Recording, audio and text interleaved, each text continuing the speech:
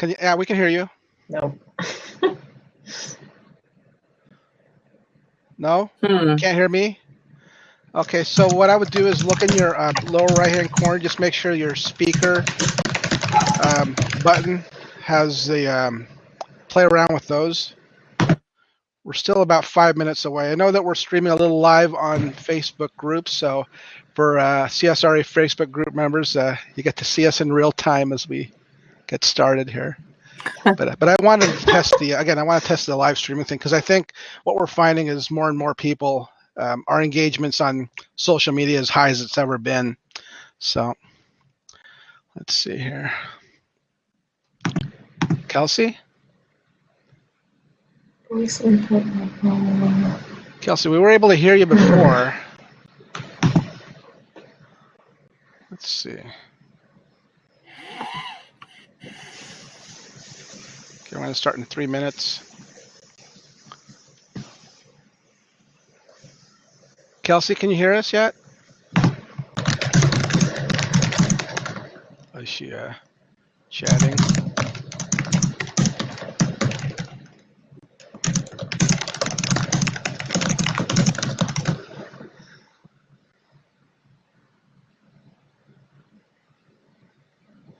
She's chatting.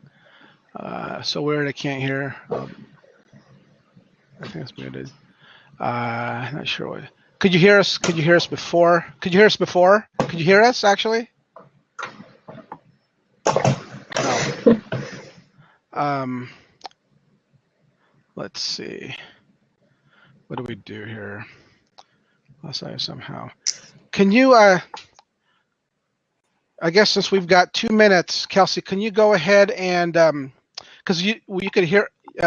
Can you restart computer and log back in?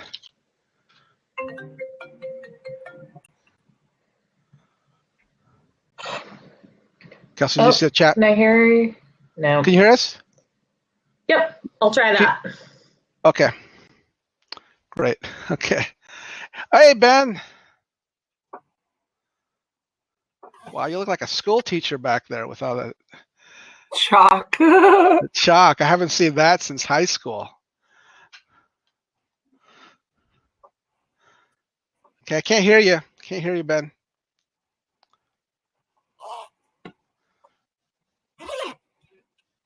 Shaw, we can't hear you either. No, my question is everyone's screen going to be on, or it's gonna, the way it's gonna be kind of a rotating thing. It's gonna be whoever's talking is gonna be going up. So feel free to turn on, turn off as you like if you're talking, go ahead and whatever. But I think that's the way it's working. I'm kind of experimenting with this. This is the second time I've used this platform. But Ben, can you hear us? Oh my. Hey, girl. You know I love you. I love you more. Ben, can you hear us? Like, we can't hear you. He's probably trying to figure out the buttons like I had to. Yeah. Oh, there is a microphone button there. It's a carrot. Hey, Laura. Hey, how are you? Great, Laura's on. we could hear you pretty well. Yes. Uh-oh, there's a feedback. Okay. It's 11 o'clock. So what we're going to do is we're going to get started. Ben, we're just going to, I'll save the questions to you, so keep trying to get in. So. All right. Can you hear me okay? Yes, now we can hear you. All right. Can you hear us? I'm just on my computer. I don't have my headphones in, so. Okay. Mute me as necessary because there's 4 kids and 3 dogs running around here, okay? Wow. I think we're all used to that by now. Yay! Kelsey? I can hear y'all. Great. Excellent. Okay, let's go ahead and get started. And y'all hear me?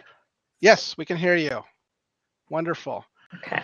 So Maybe we have several states represented here, but basically the topic today is more meant to be kind of a round-robin discussion of what all of the states are doing in terms of reopening strategies. Washington State is going to be rolling out a timeline today for reopening our businesses, hopefully.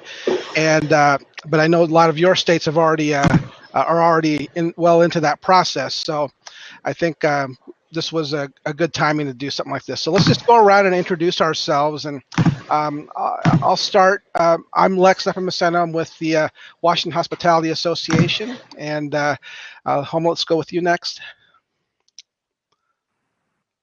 Uh-oh. You're muted. Uh-oh. We can't hear you.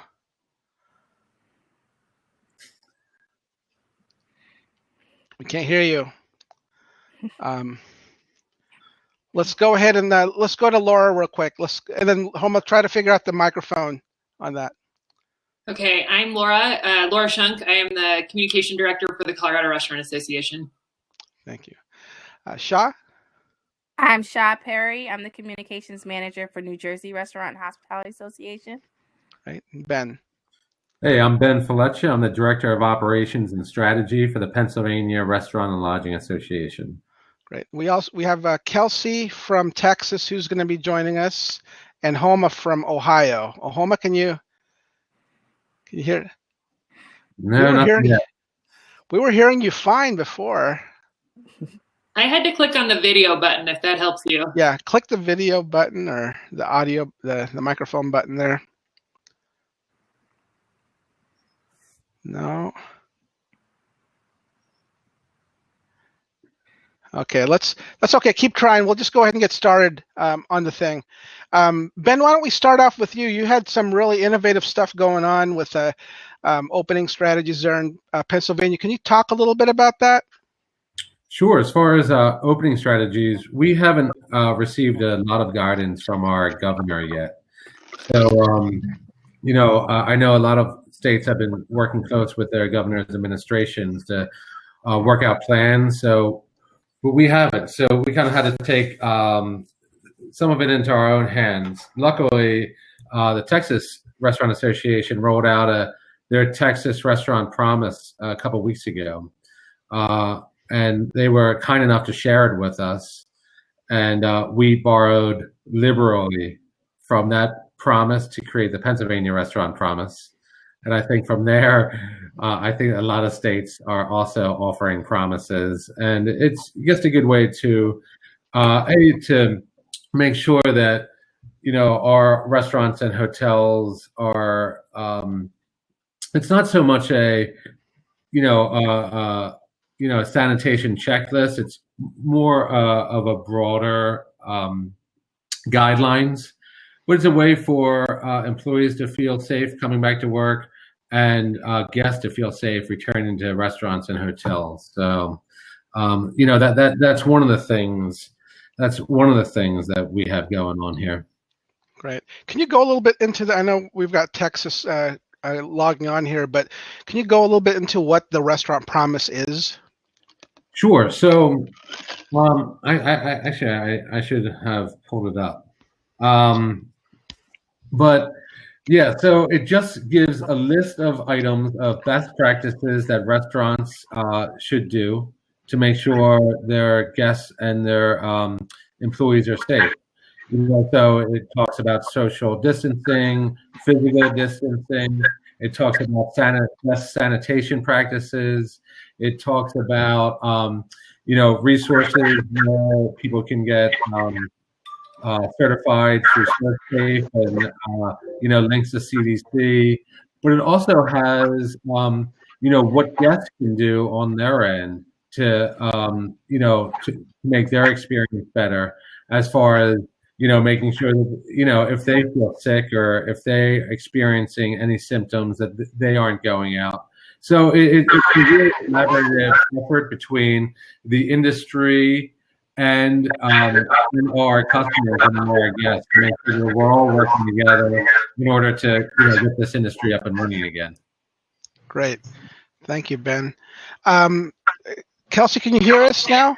Yes, sorry. Technological difficulties. I had to download a new browser Oh, But this browser seems to be compatible with this system. So I think we're good now. Sorry about that. no problem. Well, Kelsey, why don't you go ahead and introduce yourself and then talk a little bit about the Texas restaurant promise. We just had Ben talk about the Pennsylvania restaurant promise, but if you could go into what Texas has done, that would be great. Yeah, first, thanks for having me. Kelsey Stroyford. I am the pretty new Vice President of Government Relations and Advocacy for the Texas Restaurant Association. I'm on week like 2.5 at this point, so just jumped right in. And really one of my first big jobs was helping to put together the Texas Restaurant Promise. So this is very timely. We tried to look ahead, and we knew it's actually today that Texas restaurants are allowed to start reopening their dining spaces. And we knew that day was coming, so we wanted to be proactive and really tap into the expertise that we have within our own industry to put together what those steps need to be for a safe reopening. And so we put a task force together with chain restaurants, independent restaurants, data folks, and then public health experts, really looked at the CDC guidelines, the FDA guidelines, ServSafe, all of that, and went through a process of compiling the best practices and talking to our restaurants about what's really feasible and how you can put together. And Ben was exactly right. It's really about bringing together the customer and the restaurant and making sure that we're working together to keep everyone safe, because it's going to take that collaboration, this new normal. And so really went through a process of a couple weeks of kind of narrowing that down. And then we were able to get the Texas Restaurant Promise to our local health departments and officials, and also to the governor's office. And we were really grateful that he incorporated much of what we had written in the Texas Restaurant Promise in what are now the minimum statewide health protocols. I think I got that right. That restaurants are to follow as they reopen their dining spaces beginning today. So I think it was a great just opportunity to get out ahead of it a little bit and kind of set the standards for our own industry instead of kind of constantly reacting to what people outside the industry might think is a good idea at any given time. Great. Thank you. Homa, can you hear us? Uh-oh, there's some. Uh-oh, still can't hear you. All right, there's some background sound there. So why don't we go to Laura next, and then why don't you go and share a little bit of some of the stuff going on in Colorado? Yeah, so we were also inspired by the Texas Restaurant Promise in some of our approach, but I'll talk we have kind of a threefold thing going on right now. So one thing, we don't yet have an opening date from our governor. He said he's targeting mid-May, but he is waiting to see data from this first round of what he's calling safer at home, which is loosening some of the restrictions, but not the dine-in closure yet. So we've been working with our state health department and the city of Denver health department closely on what those standards are going to look like, and asking them to be very clear in what they're rolling out. So I say all that because like I said, we were inspired by the Texas Restaurant Promise because we took that idea and then are putting together our own package for reopening we're kind of blowing out into a pretty comprehensive reopening handbook. So it'll have everything that ends up coming down in terms of health standards and compliance issues from the state, and then resources on how to change your business model or market or whatever it is you need to do. We know we're going to be at reduced capacity. Hello? Yes, we can hear you. Oh, okay. I'm sorry. I was testing the microphone. Never mind. Keep going. I'm glad it works now. Glad you got it working. So that document we're looking at being a pretty comprehensive list of kind of everything people need to know in order to get their restaurants reopened. And then the third thing we're working on. We know we've talked to many restaurateurs who are saying, hey, even if we open at reduced capacity, we're not going to be able to survive. So several of them won't actually reopen at reduced capacity. It won't they can't make their model work. So we are hosting. We're going to kick it off with one, but it may blow out into a series of town halls where people can share ideas on how they're essentially going to navigate this next sort of uncertain period, and asking them not so much to share procedural things that they're doing, though we will probably get to that when we have more guidance from the state, but share more, what are you doing for financing? What are you doing? Are you renegotiating your lease? Are you talking, are you shifting your business model? How what, hopefully people will bring to the table a lot of ideas so that they can, help each other come up with sort of ways to navigate. Great, thank you. Homa, why don't you go ahead and talk about Ohio? I deeply apologize for my technological issues. My name is Homa with the Ohio Restaurant Association. We feel like we're in a little bit of a limbo in Ohio. We've done really great work on behalf of our members in the industry, and certainly have looked at many of you with your examples, and we have officially shared a statement/letter to the governor and lieutenant governor of Ohio that have done a great job, protecting our citizens, but just asking for a 2 weeks notice to open by May 15th, but it is May 1st. So it's not looking like it's going to go in that direction. There's certainly mounting pressure from the industry and our members. And there are folks that don't feel like they, even though they want to open, they don't feel safe. So, it's always all about finding that balanced voice on behalf of the entire restaurant, food service, and hospitality industry. So right now we're working with the governor. They're wanting to have a task force of restaurant owners and operators around the state.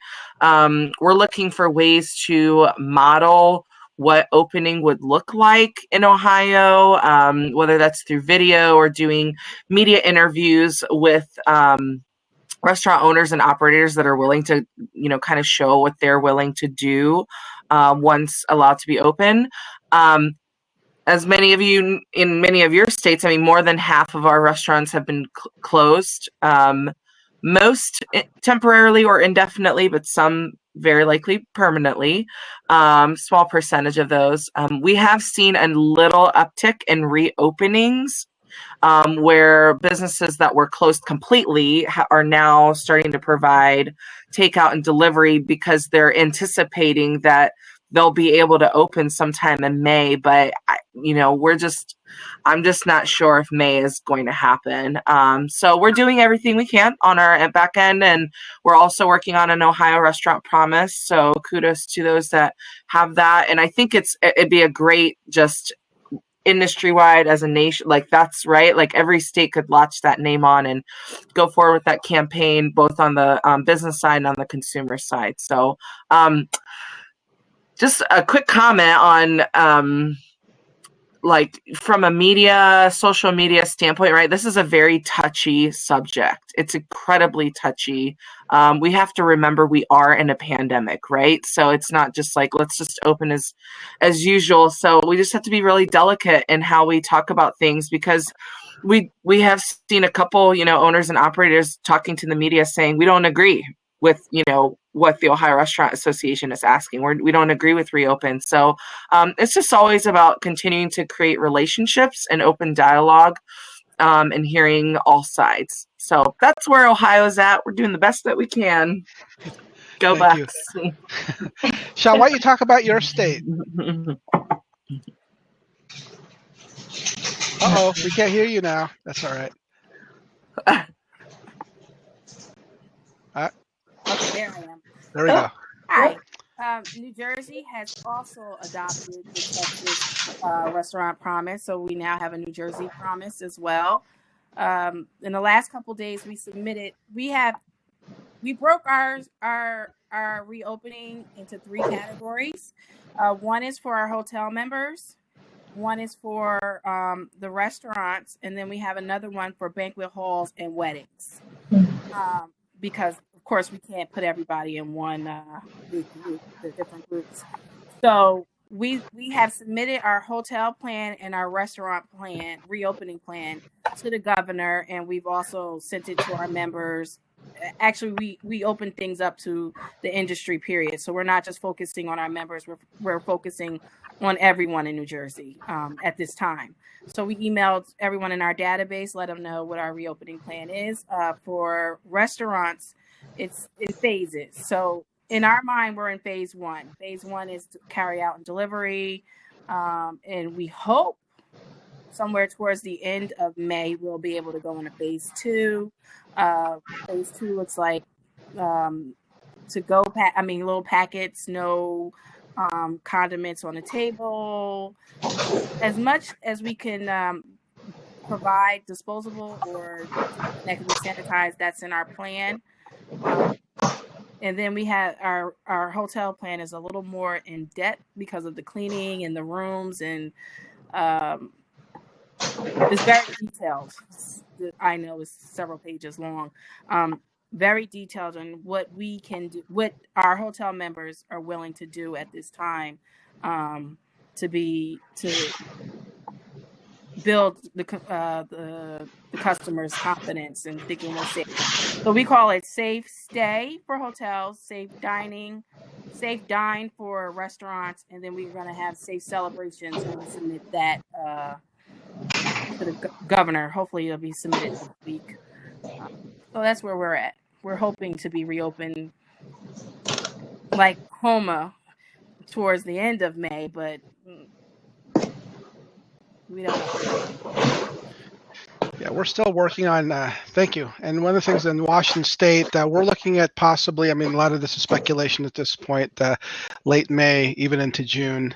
But even when it does open, we're looking at 50%, 60%, the levels. So one of the challenges that has been recurring in our state, some of the members have been asking, has been with the PPP loans and some of the assistance and relief packages there, that doesn't necessarily sync with the time frame that restaurants are going to be able to be servicing and providing and getting revenue.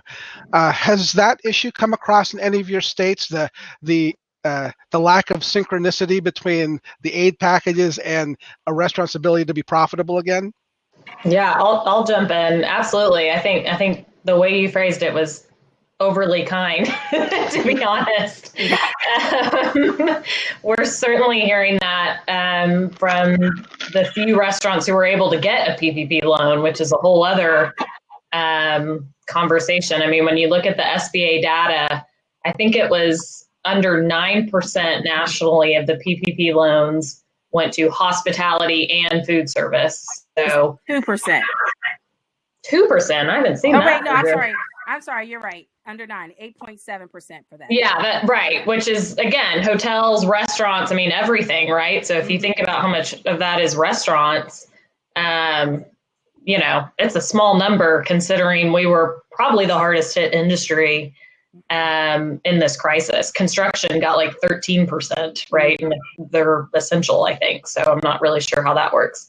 So yeah, it's a huge problem. It's something we continue to lobby our congressional delegation about, not just sort of the timeline of, you have to spend all of this money in a very short time frame when you're not really even allowed to be open. And then you add on top of that the 75-25 split where you have to spend 75% of the money on people, but you don't need people right now because you're closed.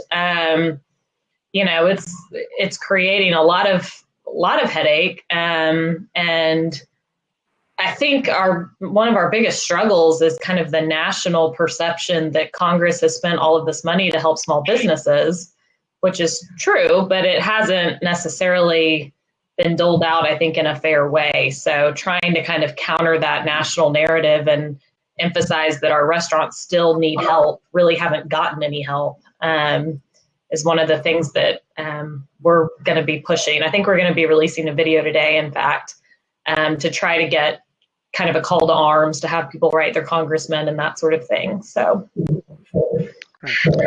any other states? Yeah, we add to that. We surveyed on this question, and 85% of our we had 90. I think it was 92% had applied for the PPP, and 85% of those had not received the money. So, you're right when you're talking about the astronomical numbers of people who couldn't even get it. And then that is the question that we're hearing over and over and over again is, if I bring back my, even if I do bring back my staff for the next 8 weeks without any certainty of where this is going, like what is there to say that I don't have to lay them off again at the end of that?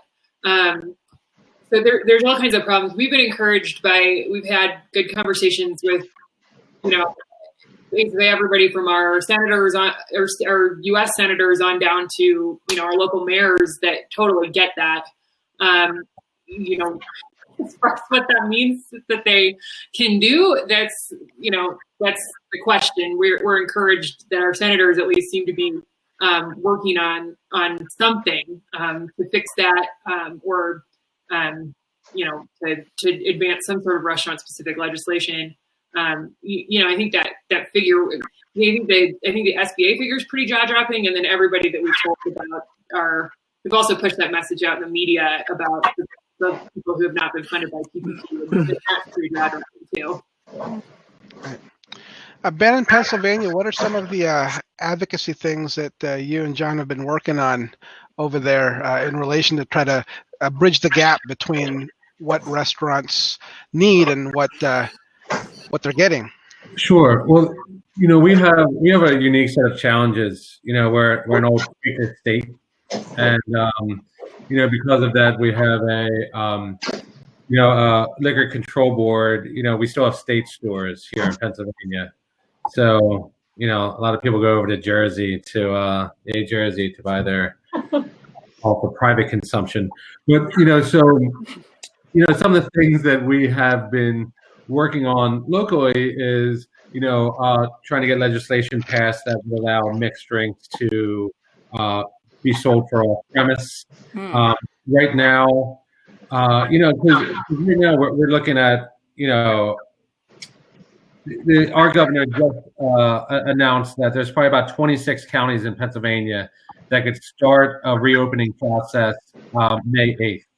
We have a green, yellow, red here. So we're all in red. Starting May 8th, some can go into yellow, but in that next phase, that does not allow restaurants to open. So I know a lot of states, that first stage, Texas, limited capacity.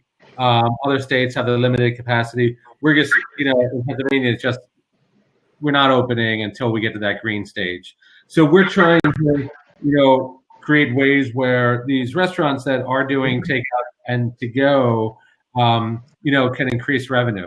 So one way is to allow alcohol sales to go. So we're working on legislation that would allow, and it's already passed the Pennsylvania House, where people can sell 4 to 64 ounce to-go containers of mixed drinks. Because we're Pennsylvania, wine is not included in that. We're just a strange state. So you could do like sangria, because you could mix like wine and do like a splash of vodka, and all of a sudden it's available. We're also been watching what the National Restaurant Association has put out as far as advocacy, and their platform is solid. So we've been pushing that out to our representatives and our senators. I've had meetings with large groups of Philadelphia restaurateurs and got them on Zoom calls with a couple local congressmen, our senator. I did the same thing with a group of restaurant owners out in Pittsburgh. So we're just really trying to push this narrative that we are in dire straits right now, and we can't do it alone. We need the federal support. The PPP, as you guys were just talking about, is not suited for restaurants. When I get off this call, I'm going to answer 17 emails that say, "What do I do with this money?" or "Where is the money?"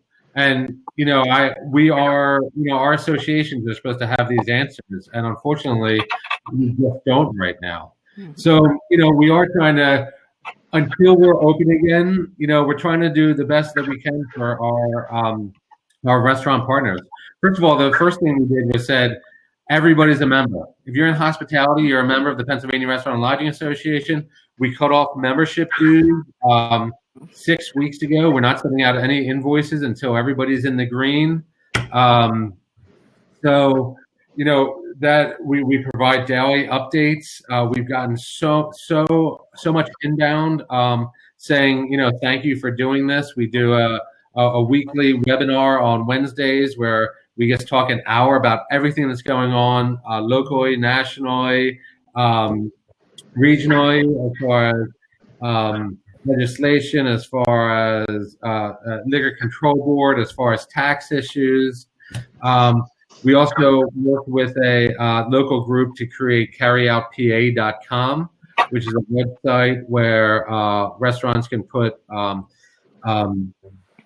doing takeout, who's doing to go. It's great for the consumer to be able to go in and say, I want this, and it's free for the restaurants. It's free for the consumer. It has direct link to all those terrible third-party apps, but it is what it is. And then we're actually looking towards the future already. We already rolled out what the new PRLA looks like. Our state restaurant associations are going to have to make some tough choices. I know we laid off, a lot of our staff. They're not coming back. We made that decision today. We're doing a new dues model. We're doing, we don't have a membership team anymore. So we're really going to work on what the future of our industry and the future of our association looks like. Okay, thank you. Ohio was one of the first states to do the whole restaurant closure mandate from the state. What are some of the legislative things that you and your team have worked on there, and how's your association responded? How long do you have for me to share all of the activities that we've participated in? Just kidding. You have to laugh, you know what I mean? Okay, so we were having those conversations prior to that decision being made public. I mean, we saw it coming. We saw things happening while we were actually at the public affairs conference in DC.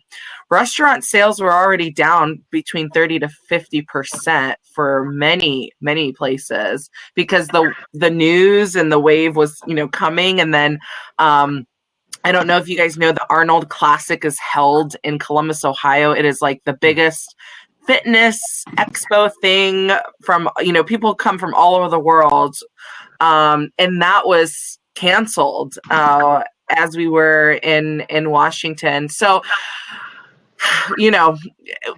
we saw the wave coming. And so we were having conversations with the lieutenant governor and the governor before that decision was made, because we knew the closing was going to happen, but we wanted to stress that, and this is why we're so valuable, and we know that people know the value of associations now. I mean, just saying, but we had to stress about the dine out, carry out, take out, drive through, pick up, all that. They had to have a voice saying that you've got to, and not just for our members, but for the food supply chain, right? 51% of the United States food. I mean, I don't need to tell you guys, it's in restaurants. So since that day, dreadful day, for all of us, we have actually continued those conversations, like I mentioned, with the governor and lieutenant governor and his various task force. John Barker, our president and CEO, has been on the phone with the governor probably like every day or every other day, which is great, right? Because they can pick up the phone and call each other and talk things. And governor is very respectful. They look to us for some guidance and as a representative of the industry, but they also want to do their own research. In addition, we've had state representatives on our webinars that are open to the public, and some of these webinars are sold out. I mean, they're free for anybody, but sold out to the maximum of 500 people, and then we archive them on our website. And these are, they're legislators and lawmakers from their communities that they can hear from and talk to, as well as a senator that we've had on one of our calls. So that's been great. Like I mentioned too earlier, that we're, in a little bit of a limbo since we put out a statement asking for May 15th, and the governor's creating a task force of restaurant owners and operators across the state. So we're a part of that too, and we're very, very grateful. So, yep, those are some of the advocacy related activities we participated in, and we're very cautious, even though many folks want us to actively speak out against the administration, because you have to maintain that relationship and integrity, and because we will come out of this. We don't know what it's going to look like, but maintaining that respect, that we do want to work together. It's not just we want to be as unified as possible in this process, so that we can come out as successful as we can. Great. Shah, how is everything in legislatively in New Jersey? How cooperative has the state government been, and what have been some of the challenges for you? Well, the state government has been very cooperative. We work with the Department of Human Services for our hotel members to house first responders, individuals with COVID-19. So some of our hotel members are actually, they offered up their hotel, and they're being utilized for those purposes. The governor, Mary Lou's on the phone. That's our president, if everyone doesn't know her name. She's on the phone with the governor about 3 times a week, and his team, they reach out to us when they have questions. Next week, we have the Senate president. We're going to have a virtual town hall Zoom meeting, which I'm going to need some advice, because a lot of people can't use Zoom anymore because of their security breach. So now I have to look for another platform, but that's another subject. So we have the Senate president. He's coming on next week. The following Monday, we have Josh Gottheimer, who happens to be one of our U.S. congressmen. We're going to do a town hall with him as well. We have several people that are not members that are like, thank you. You send us emails every day. You respond quickly. Our team, we only have a team of, we're now down to 6. We laid off a person prior to this, and then we actually lost another person during this, which is unfortunate. But our association had to do what they had to do at the moment. So we're a team of 6. We're all government affairs right now. Every last one of us. We have to know about PPP. And just so you know, my thoughts on PPP is not very high.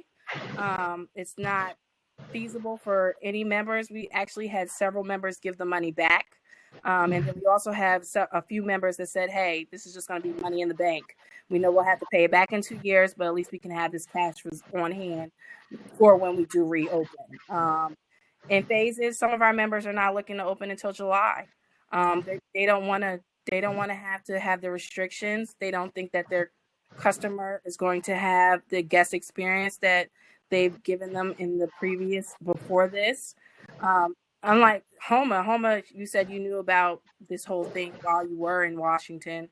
In Washington, D.C., I had no idea what was going on. Actually, I walked into one of our senator's office, and his director of health, I don't know her exact title, but when we went to shake her hand, she was like, don't shake my hand. I'm not shaking your hand. And I advise you not to shake any more hands moving forward. And we looked at her like, is she, nuts? Like we didn't, I didn't know, come home, and Homa knows, and she can attest. I called her basically in tears, like, I don't know what to do. We have no website. We don't have anything. Like, I knew nothing about what was going on. And I had to spend that night building our website that night, through the night, so that we could be the voice. Thank you so much, Homa. This is homage to Homa. She said we had to be the voice for the industry. And if anything else, this has been a major, major, major marketing tool for us. I'm sorry it's a pandemic, and I hope everyone makes it out. But I expect that our membership should probably be pretty good when we come out of this, because I don't care who it is you call, we'll answer. If we don't have an answer, we'll email you back. We'll put you in contact with whomever you need to put in contact. So we've had webinars with an accountant who has gone vastly over PPP, EIDL, the grant, the economic injury grant, which nobody really has received, but it's supposed to exist. I don't know if any of your members have received it. None of mine have. Yeah, so our whole team is government affairs, just so you know. Everything that you're talking about, I'm very well aware of. I've had to read bills, so yeah. Yeah, in Washington State, we pretty much are focusing on government affairs and information. So both teams are working in conjunction with one another to get the information out there. However, we are leveraging our on the field, I guess, sales team or area coordinators or territory managers to, instead of the sales role, what they're doing now is they're communicating and they're working more on the retention side, because they understand, who asks for a bill at this point, or who makes sales calls at this point. Some of us have probably gotten that, and we probably hung up the phone. So I think that we're very sensitive to that. So the focus of the team has been to be a resource to the members, and just that shoulder that they can cry on if they need to. And the team has been really good with that. One of the things that we did have to do was a very difficult decision, was to put our education foundation kind of in hiatus for 18 months, so in kind of in a hibernation mode. So all the team members in that department are no longer with us, and so everybody we had to make a lot of these very difficult decisions. So, but one of the things from a legislative front that we're seeing, and I think members got a win on, was in the city of Seattle, and we can't really say wins in the city of Seattle very often, so I got to take advantage of this situation, is the city council, I believe, voted on allowing a 15% cap on third-party delivery services on the services themselves. So they're advertising that they're not charging if they're delivering to customers, but people forget, well, they got to take money from the restaurant too. That's been capped at 15% now. So for the city of Seattle, so that was a nice win for our members, and so we're very pleased about that. I don't know what type of traction that'll play moving forward, but and one of the things that the city council did mention is that this is only a temporary thing. This is only for a finite time during this pandemic, so that's kind of where we're at. Shifting a little bit on the how your association has changed and what what does it look like moving forward, because we're going to be shifting from, we're going in stages, right, where we let people know this is happening, and now we're going to be in the what next, and so let's go and start around. Laura, why don't you start with Colorado? Talk a little bit about what your association is doing to retool the industry, if you will. Yeah, I mean, I think a lot of the comments that have been made here really resonate with what we're doing. We've obviously focused everybody similar to New Jersey. What you guys are doing in New Jersey, we focus everybody on this. So everybody's responding to COVID. Government affairs, answering questions, reach outs, pooling resources. We've because we've sort of become the voice of this industry in this state, we've also tried to take a leadership role in bringing other groups that might have similar interests. So like our Tavern League and our tourist associations and all that kind of stuff, bringing them into the fold here and try to have a more united front in our advocacy efforts with that. I think that will probably continue going forward. Our association actually on that, we just today announced we got a $1 million grant we're doing we have a COVID relief fund that was funding. We had already raised $400,000, or more than $400,000 for it. That was funding frontline employees who either were diagnosed with COVID or were unable to obtain other government assistance. So I guess the obvious one there would be like the illegal immigrants, people who for whatever reason couldn't access unemployment. But because of this $1 million grant and then some other money that's come in with that, we were able to expand our grant criteria so that we're actually now giving grants to people who are furloughed, unemployed, and underemployed as well. So that's had a massive, obviously just a massive visibility impact for us. We're putting together some pretty high impact fundraisers around, or high stakes fundraisers. I guess we have some pretty famous musical groups that are attached to Colorado, kind of in the works with that. So I think that will, we were already, the foundation side was already moving down kind of this health and wellness path. In addition to the education stuff, we've also had some, I would say setbacks there since schools are closed and all that kind of stuff. But this I think was a huge boost for that moving forward. It really accelerated. And then I think, we, similar to everything you guys are saying, we opened up our communication to everybody across the state. Had huge outpouring of support for that. So I think, I think this focuses us on sort of, it crystallizes what we're here for, right? We all knew that before. We're here to advocate on behalf of the industry and to provide them with the resources they need to be successful. But I think this, really, really, really crystallizes that. So that would be our, intent moving forward to put our focus on those efforts and, continue to be that resource. Right. Kelsey, is one of the states really one of the first ones to really come out of this new, reopening thing?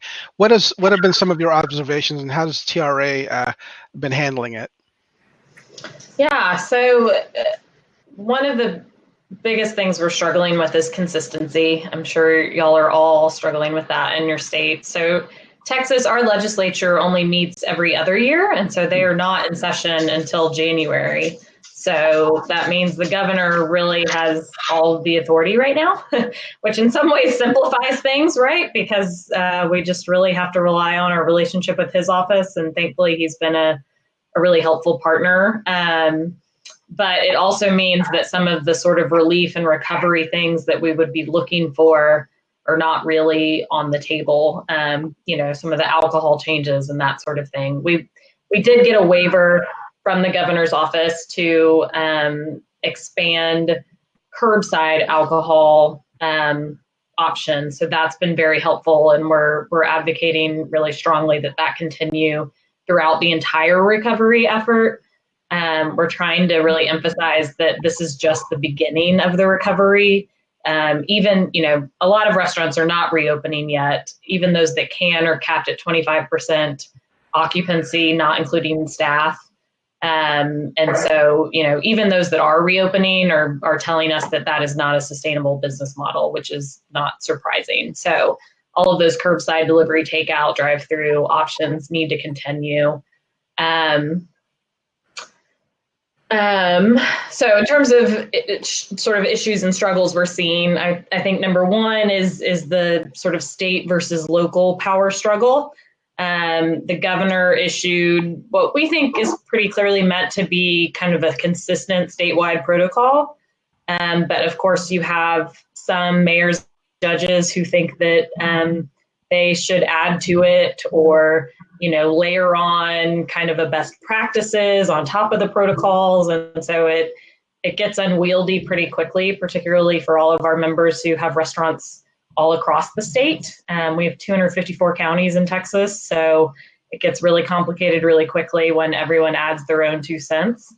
So we're really trying to work through that and help assure our local government officials that we want to be good partners, but we also need to be mindful of how quickly that can all add up, right? It's kind of death by 1,000 cuts. So we're working through that. Just started today, so we'll see how that unfolds practically speaking. Some of the other issues we're seeing, I'm sure y'all's members are seeing too, supply chain issues. encouraging employees to come back to work. Many of them are on unemployment right now. They're getting the extra $600 pandemic unemployment assistance. And so, and they have, legitimate concerns about health and safety. Many of them don't have childcare right now because schools are closed. So helping employers to be successful and communicate with their employees. We're lucky that we do have a couple of unemployment kind of programs that allow for employees to kind of gradually come back to work and have their paycheck still offset. Any paycheck losses are offset with unemployment benefits, and they still get the $600 pandemic benefit as well. So it's really kind of a win-win for both the employer and the employee. But a lot of folks don't know about it. And our Workforce Commission, which handles unemployment claims, is just completely overrun right now, as some of y'all are seeing in your states too. They told us yesterday that they received 2.5 years worth of claims in a 30-day period. So, I mean, their website, their faxes, their phones are just completely overrun. And so, we're just trying, luckily they're a good partner, but we're just trying to kind of help our members and help them work through those issues as they pop up. So I would say those are some of the biggest. And then there, and Homa spoke to this too, just striking that right tone of, we want to reopen, but we want to reopen in a safe way. We want to take care of our employees, our customers. We're not rushing the gun on this. Just truly sending out that message of, we care about safety and that's our priority. That's really where the Texas Restaurant Promise came from, was this desire to be proactive and be seen as leading on the health issues rather than just pushing to reopen kind of without regard to the health stuff. So those are some of the things we're continuing to work through, as I know y'all are too. Yeah. Ben, in your neck of the woods, what are some of the challenges that you've been facing legislatively or advocacy-wise, as well as maybe recovery type related things? I know you might still be a ways before that happens, but what are some of the things that your association has done to tackle some of these issues? I mean, advocacy, we're all fighting just like all of you guys are. It's the same fight. The one thing coming out of this is I'm not going to have to explain what advocacy is as much anymore. And, and I'm going to give the IRC some credit here.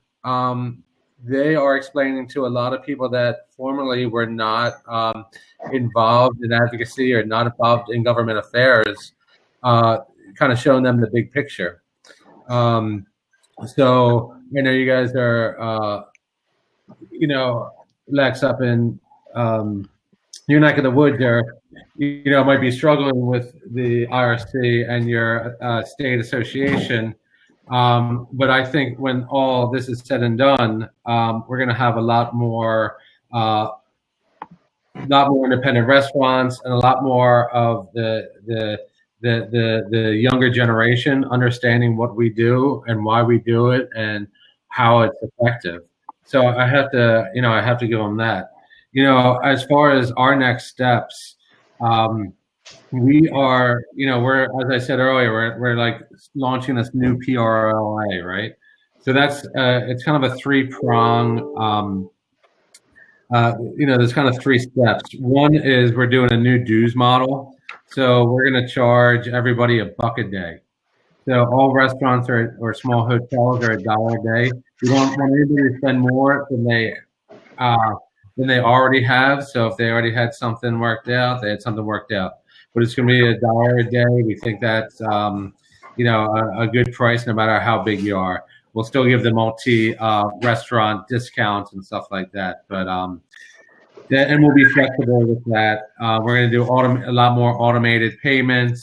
You'll get, if you give us ACH and it's automatic withdrawal, you'll get a free month. So then it comes down to, 89 cents a day or something like that, less than a cup of coffee. As far as membership development, we're going to do a lot more online marketing and enrollment. We'll do some social media campaigns to hit individual types of like pizza places or diners or family-owned spots or franchisee spots. And then our mission is going to change a little bit too. So we're gonna have, again, advocacy to sustain, knowledge to grow, and resources to thrive. So that's really what we're going to be pushing out. We just saw so much more. I mean, during this terrible time, we've seen so much more engagement and really been able to help people in ways that we have been able to do on a micro level before, and now it's on this huge level, and we want to continue to be able to do that. So there's going to be, just as we see 30 to 40% of restaurants closing up, we're going to see a big shift in our associations too. And when we come out of this on the other side in 2021 and 2022, there's going to be those associations that were able to be flexible and start, figuring out new ways to deal with these issues and be able to support the industry, and those associations that are going to go bankrupt because they haven't been able to make those adjustments. And we had to be ready to, just as we see all our friends and colleagues in restaurants going through all these struggles, we have to figure out a way to support them no matter what it takes. So that's our focus right now. Great. Thanks, Ben. Homa, what does Association 2.0 look like for Ohio? I think we're going to be just as compassionate, just as proactive, just as energized as we've always been about our industry. I truly believe that. I think that, it's kind of like what Shah was saying. It's like, I feel like we're going to be seen as valuable at the end of this, no doubt. We hear it already, right? They're saying, thank you so much. Even those that may disagree, right? They still come to us for questions. So what does 2.0 look like? Well, I don't know what it looks like at the end of this. We're very fortunate. Very, very, my heart breaks for all the staff layoffs that you had. We have not had, one person left just because they got a new job, but we have not had any layoffs. So we're I don't know how we're doing it, which is amazing. But right now, I can tell you what it looks like. We went from all these different teams, and certainly everybody has their areas of expertise, but we've split into two teams. One is basically all things related to communications, and another is anything related to membership or, restaurant support, if you will. We do have some other teams under those areas. For example, we're coming up with a virtual restaurant week. So continuing to do great positive PR campaigns, supporting the industry and finding creative ways. We also have a relief fund, like many of you, and getting celebrity chefs to do videos and promote the relief fund and be able to help folks that are in need. So I don't know what it looks like at the end of the road, but I know that it sounds flowery, but the sun's going to shine again, and we're just going to do the best that we can so that as many people can survive this as possible. And just to remember, guys, like behind every number or statistic, and this isn't just the restaurant industry, behind every number and statistic is a person, right? Like there's a person and the story behind that. And the same thing behind every closed door, that's somebody's dream. And again, it's so we have to remember, like while I'm working in my room, like crazy hours, there are people out there that need our help. So just encouraging us to just keep strong and keep going, and the sun will shine again. Thanks. Shah, what does the New Jersey Association look like moving forward? A strong presence.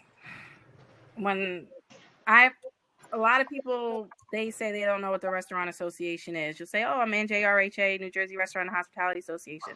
Well, what do you do? And I get this dumbfounded look on my face, like, what do you mean, what do we do? Well, no longer will we have to say what we do. Everyone knows Mary Lou, and that's our president. She's very well respected throughout New Jersey. But now they understand what her association actually does. We're in the face of, speaking of the IRC, I had the good fortune of listening to one of their calls the other day, and they said, oh, you're not being heard in Washington. And I, you know, your voice is not being, or your story's not being told in Washington, D.C. And I'm saying to myself, yes, it is. Like, I just came back, my team just came back advocating on behalf of the small independent restaurant. We're not just representing Ohio, don't get upset, Homo. We're not just representing Wendy's. We're representing the mom and pop restaurants that only have 4 people on their team. Those individuals know, they now understand how hard we are advocating on their behalf, not in just DC, but also in Trenton and also in your local municipality. If they didn't know before, they know it now. And I think it's a beautiful thing. When I first came to the association, I didn't really know what it meant either, but I now know, and I now respect it. And I can actually promote it and say, hey, you know, yes, it costs $350, but we saved you thousands, or we were able to find you funding for what you needed funding. The $350 for us, our Serve Safe classes are free to our members. But that was the only value that people saw in us. But now they see that we're even more valuable than just Serve Safe. Great. Thanks. Now, for Washington State, we're going to be doing some retooling as well. One of the things that we are looking at is definitely more of the virtual town halls, virtual meetings. I know we're getting ideas from other associations, and so we're really focusing on that. One of the things that it looks like member retention is pretty solid, but the problem with that metric is it doesn't factor in the members that are still going to be there when this is all over. We're looking at anywhere from a 20 to 50% closure rate, permanent closure rate in some major metropolitan areas, and that will have a significant impact on revenue and services moving forward. But our focus is in providing member value at this point, and really just finding the new innovative ways. We're going to be phasing out our print magazine and going on more online. So that was one of the budget decisions that we made. But so there's a lot of things like that. So maybe one of these future webinars, we can talk about different ideas of how we go virtual, because there's so many great ideas out there that we're going to implement. And I've already come across a few tools that I'd like to share with folks at some point. So that's kind of where we're at. Now we've got only a few minutes left, maybe 5 minutes left.